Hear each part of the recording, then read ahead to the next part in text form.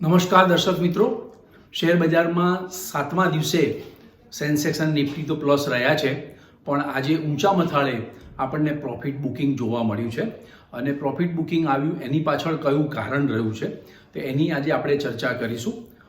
No doubt 6 દિવસની તેજી થઈ અને આજે સાતમો દિવસ હતો. ટેકનિકલ કરેક્શન આવવું જ જોઈએ, એ ટેકનિકલ રિએક્શન આજે માર્કેટમાં જોવા મળ્યું છે, પણ સેન્સેક્સ અને નિફ્ટીની મજબૂતાઈને કારણે એ પ્લસમાં બંધ આવ્યા છે. સેન્સેક્સ આજે 32 પોઈન્ટ પ્લસ છે અને નિફ્ટી આજે 10 પોઈન્ટ પ્લસ છે. તેમ છતાં જે હાઈ બની આજે ત્યાંથી સેન્સેક્સ લગભગ 996 પોઈન્ટ પાછો પડ્યો છે અને નિફ્ટી પણ ઊંચા મથાળેથી 268 પોઈન્ટ પાછી પડી છે. તો મિત્રો, આટલું બધું પ્રોફિટ બુકિંગ આવ્યું તો એની પાછળ કયું કારણ? ટ્રમ્પે પાછું નવું નિવેદન કર્યું છે, એની પણ બજાર ઉપર આપણને આજે અસર જોવા મળી છે. તો મિત્રો, હવે પછી બજારનો ટ્રેન્ડ કેવો રહેશે? માર્ચ એન્ડિંગ આવી રહ્યું છે, F&Oની એક્સપાયરી છે, તો હવે પછીનો ટ્રેન્ડ કેવો રહેવાનો છે એની પણ ચર્ચા આપણે આજે કરીશું. તો આ વિડીયોને આપ અંત સુધી નિહાળજો. તો મિત્રો, ઇન્વેસ્ટિંગ A to Zમાં આપનું સ્વાગત છે. સૌપ્રથમ જોઈએ સેન્સેક્સ અને નિફ્ટીની વધઘટ ઉપર. તો મુંબઈ શેર બજારનો સેન્સેક્સ 78,296ના ઊંચા મથાળે ગેપમાં ખુલ્યો.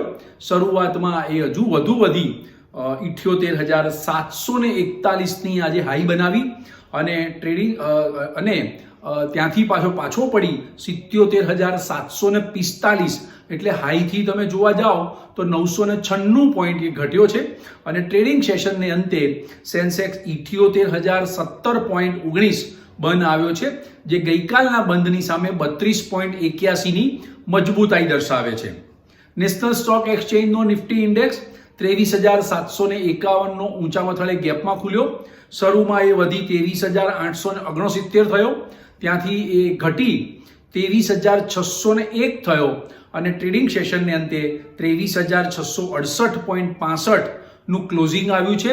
ગઈકાલના બંધની સામે 10.30ની મજબૂતાઈ દર્શાવે છે. નિફ્ટી ઊંચા મથાળેથી 268 પોઈન્ટ ઘટીને આવ્યો હતો. બેંક નિફ્ટી આજે માઇનસમાં ક્લોઝ છે. સતત 7 દિવસ બેંક નિફ્ટી પ્લસમાં બંધ હતી.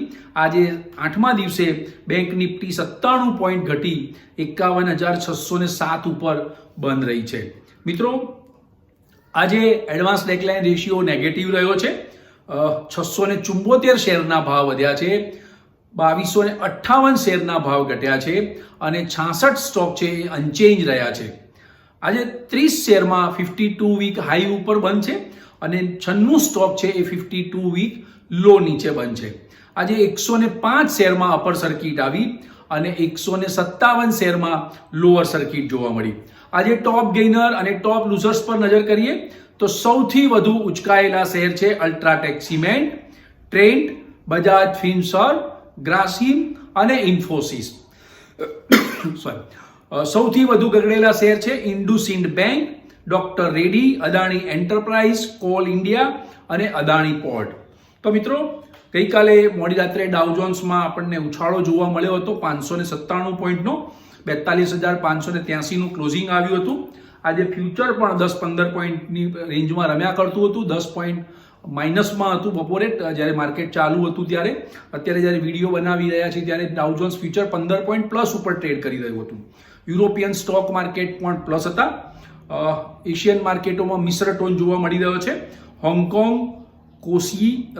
કોરિયા અને જાકાર્તા, થાઈલેન્ડ, આટલા સ્ટોક માર્કેટ આજે માઇનસમાં ક્લોઝ હતા અને જાપાનનો નિકાઈ, તાઇવાન અને સિંગાપોર આટલા પ્લસ હતા. એટલે એશિયન માર્કેટોમાં આપણને મિશ્ર ટોન જોવા મળી રહ્યો છે. આજે ખાસ કરીને સ્મોલ કેપ અને મિડ કેપ સ્ટોકમાં સારું એવું પ્રોફિટ બુકિંગ જોવાયું છે, એટલે લગભગ બંને 1%ની આજુબાજુ આજે માઇનસમાં બંધ હતા. આજે બેંક શેરોમાં પણ સારી એવી વેચવાલી જોવા મળી, પણ બેંક શેરોમાં પ્રોફિટ બુકિંગ થયું હતું. તેની સામે IT stocks, technology, information technology સ્ટોક્સમાં આજે નવું બાઇંગ જોવાયું, એટલે આઈટી સ્ટોક્સમાં આજે આપણને તેજીનો કરંટ જોવા મળ્યો છે. આજે metal, reality, oil gas, pharma, energy, આ બધા સેક્ટરના સ્ટોક્સમાં થોડું પ્રોફિટ બુકિંગ જોવાયું, એટલે એના ઇન્ડેક્સ આજે માઇનસમાં બંધ આવ્યા છે. મિત્રો, કેટલાક કોર્પોરેટ ન્યૂઝ આવ્યા છે, એના ઉપર આપણે ફટાફટ નજર કરી લઈએ. સેન્ટ્રલ બેંક ઓફ ઇન્ડિયાનો QIP લોન્ચ થયો છે. એની ફ્લોર પ્રાઇસ છે ₹42.62. બીજી તરફ પંજાબ એન્ડ સિંધ બેંકે 2000 કરોડનો QIP લોન્ચ કર્યો છે. એની ફ્લોર પ્રાઇસ ₹40.38 છે. અને કલ્પતરુ પ્રોજેક્ટને 2366 કરોડનો નવો ઓર્ડર મળ્યાના સમાચાર છે. અને બીજી એક કંપની છે NBCC, એને પણ 658 કરોડના 2 ઓર્ડર મળ્યાના સમાચાર મળી રહ્યા છે. બીજું મિત્રો, વાત આપણે એ કરતા હતા ટ્રમ્પના નિવેદનની.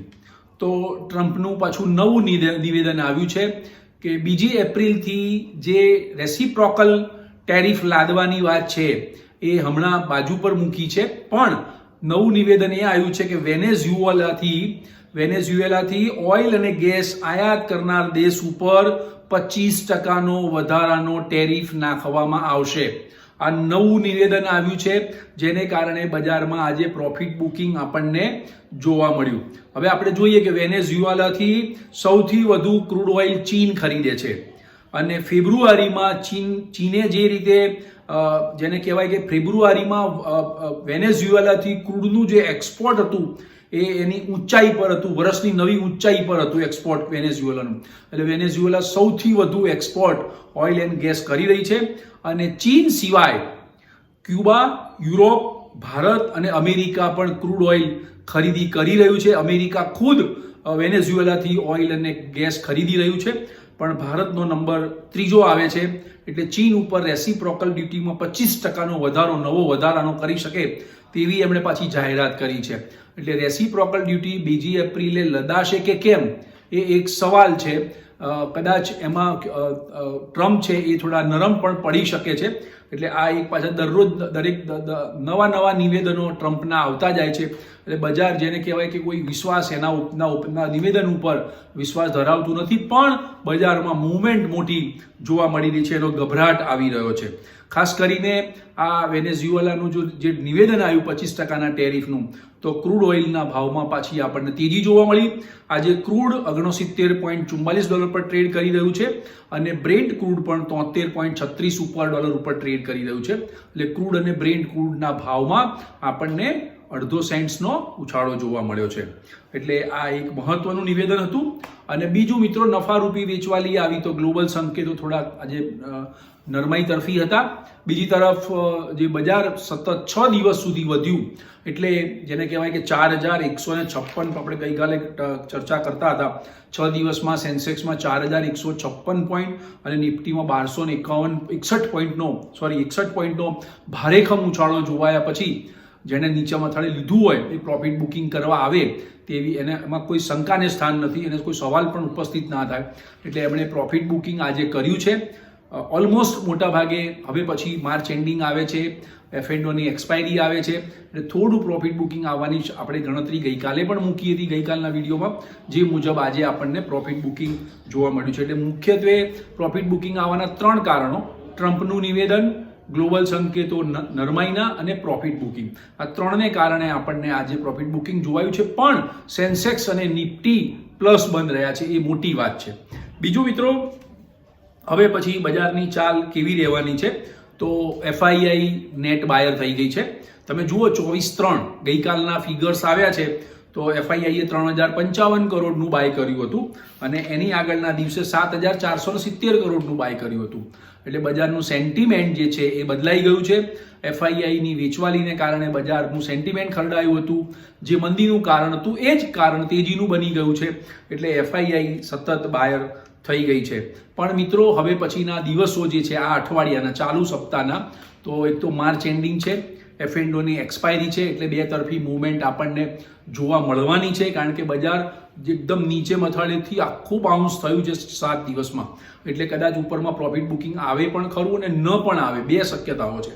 તેમ છતાં બજારના સેન્સેક્સ અને નિફ્ટી બોલશે, પણ નીચે જવાની શક્યતાઓ મને બહુ ઓછી લાગે છે. કારણ કે FIIનું જે વાપસી થઈ છે, બેક ટુ પેવિલિયન જેને કહીએ આપણે ક્રિકેટની ભાષામાં, તો FII પાછી આવી છે.